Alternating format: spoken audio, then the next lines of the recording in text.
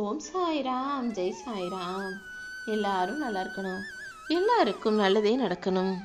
அன்பு குழந்தையே, உன் வாழ்க்கையில் எல்லாத்தையும் நான் சரி செய்கிறேன், உனக்கான சந்தோஷத்தை நான் தர்றேன்னு சொன்ன பிறகும் நடக்கிற சின்ன சின்ன விஷயங்களை பார்த்து பெருசாக பயந்து எதுக்காக கண்ணீரோடு கவலைப்பட்டுக்கிட்டு இருக்க?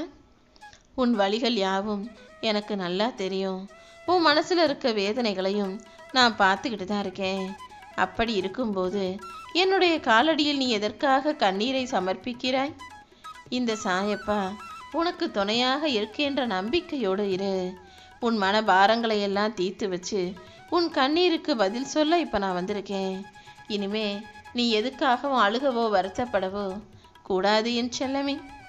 இந்த சாயப்பாவை நம்பி நீ இருந்தீனா உன் கண்கள்லேருந்து எப்படி கண்ணீர் வரும்? நீ என்னை பற்றி மறந்துட்டு உன் கவலைகளை பெருசாக நினச்சதால தான் இப்போது நான் கோபத்தோடு உன்னை தேடி வந்திருக்கேன். நான் ஏற்கனவே உனக்கு வாக்கு கொடுத்தது போல நீ எதிர்பார்த்ததை விட சிறப்பான வாழ்க்கையை தான் உனக்கு அமைச்சு தரப்போகிறேன். ஆனால் நீ அதை மறந்துட்டு இப்போது இருக்கிற சின்ன சின்ன பிரச்சனைகளையும் துன்பங்களையும் பெருசாக நினச்சி கவலைப்பட்டுக்கிட்டு இருந்தீனா எனக்கு கோபம் வரதானே செய்யும். நீ என்னதான் யார் மனசு புண்படக்கூடாதுன்னு எல்லாத்தையும் பார்த்து பார்த்து செஞ்சாலும் மற்றவங்க உன்னை தேடி வந்து புண்படுத்துகிறாங்க, காயப்படுத்துகிறாங்க. நான் இல்லைன்னு சொல்லலை, ஆனால் அதுக்காக அவங்க அப்படி பண்ணுறாங்களே இவங்க அப்படி செய்கிறாங்களே நீ அழுதா மட்டும் எல்லாமே சரியாகி விடுமா என்ன? அதுக்கு பதிலாக உன்னை பற்றி தெரிஞ்சுக்காம உன் குணத்தை புரிஞ்சுக்காம உன் அன்பை தப்பாக பேசுகிறவங்களையும் உனக்கு சங்கடத்தை கொடுப்பவர்களையும் இந்த சாயப்பா ஏன் பொறுப்பில் விட்டினா உனக்காக அனைத்தையும் நான் சரி செய்வேன் அல்லவா? இனிமே நீ எதை யோசிச்சும் வருத்தப்படவே கூடாது. நீ வாழ வேண்டிய வாழ்க்கையில் நடக்க வேண்டிய விஷயங்களில் மட்டும் கவனம் செலுத்து. இந்த சாயப்பாவிடம் உன்னுடைய எல்லா வேண்டுதல்களையும் சொன்னாலே நிச்சயமாக அது நல்லபடியாக நிறைவேறிடும். நான் ஏற்கனவே பலமுறை உன்னை எச்சரித்தும் கூட நீ எப்போதுமே செய்கிற தப்பையே திரும்ப திரும்ப செஞ்சதால தான் இப்போது நான் கோபத்தோடு உன்னை பார்க்க வேண்டியதாயிடுச்சு. உன்னை சுற்றி இருக்கிறவங்க யார் என்னென்ன பண்ணுறாங்கன்னு ஆராய்ச்சி செஞ்சு அவர்களிடம் பழகுன்னு உனக்கு சொன்னேன்.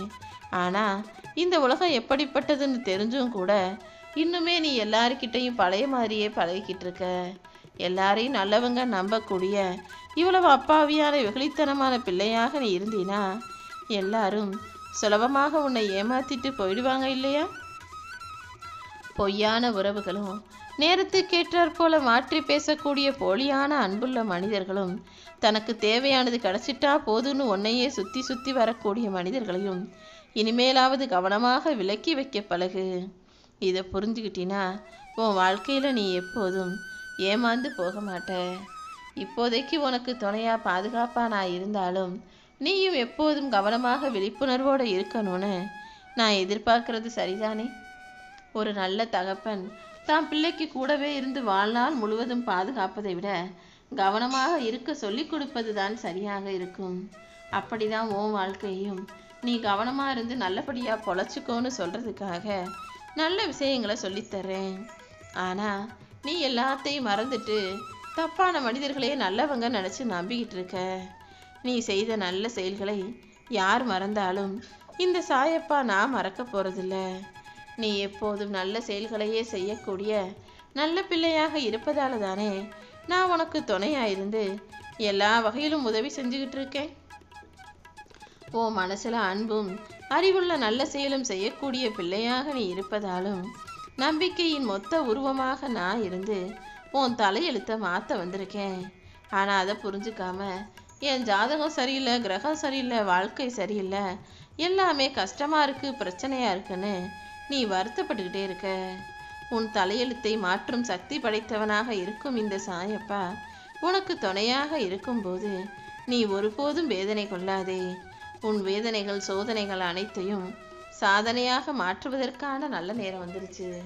உன்னுடைய கஷ்டங்களில் இருந்து நான் உனக்கு விடுதலை கொடுக்க போறேன் என் செல்லமே.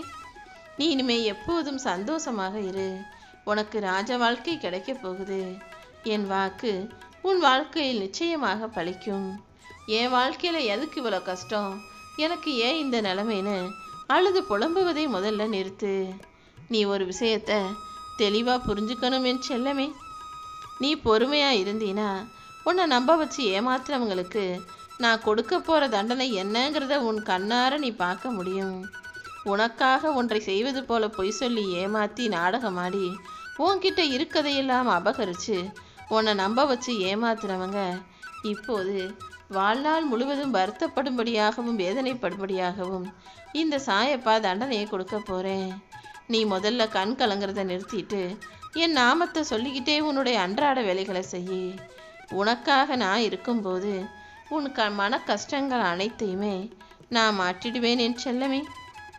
என் முகத்தை பார்க்கும்போதெல்லாம் உன் மனசில் ஒரு அமைதியும் மகிழ்ச்சியான உணர்வும் வருதுன்னு எனக்கு தெரியும்.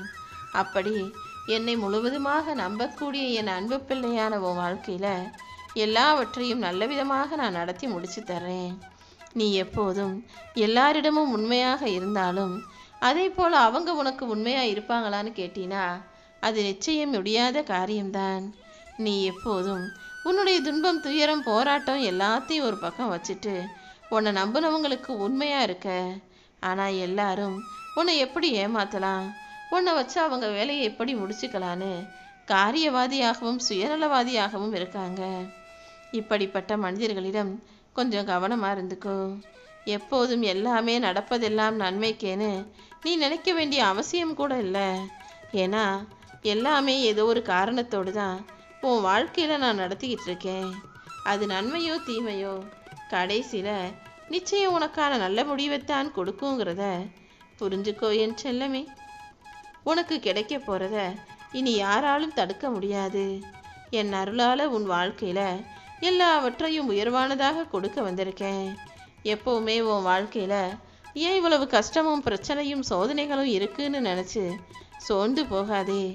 உழைப்புக்கேற்ற வருமானமும் ஊதியமும் கிடைக்கலையே, வரவுக்கு மேலே செலவு ஜாஸ்தியாக இருக்கேனோ நீ வருத்தப்பட வேண்டாம் என் செல்லமே. இதுவரைக்கும் வேணும்னா நீ கஷ்டப்பட்டதுக்கு பலன் கிடைக்காம இருந்திருக்கலாமே தவிர இனி வரக்கூடிய நாட்களில் எல்லாமே உனக்கு நல்லதாகவே நடக்கும். உன் சாயப்பா உன் கூட இருக்கும்போது இனி எந்த கலக்கமும் உனக்கு வேண்டாம்.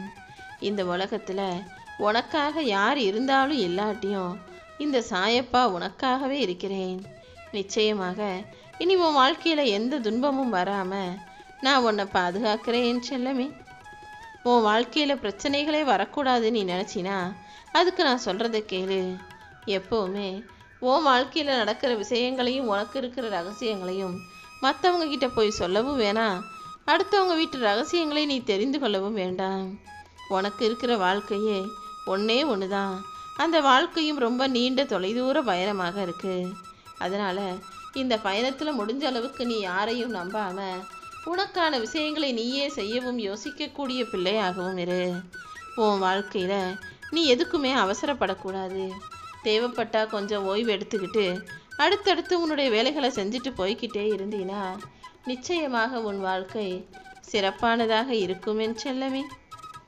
நீரோடைக்கும் பாறைக்கும் இடையே நடக்கும் இடைவிடாத போராட்டத்தின் இறுதியில் அந்த பாறையை தாண்டிக்கிட்டு நீரோடை போய் நீரோடை தான் ஜெயிக்கும். அதே போல் உன்னுடைய நம்பிக்கைக்கும் உன்னுடைய பிரச்சனைகளுக்கும் இடையே போராட்டம் வரும்போது உன்னுடைய நம்பிக்கை தான் நிச்சயமாக ஜெயிக்கும். நீ தொடர்ந்து முயற்சி செய்யக்கூடிய அளவுக்கு உன் வாழ்க்கையில் எல்லாமே இனி வெற்றிகரமாக இருக்க போகும்.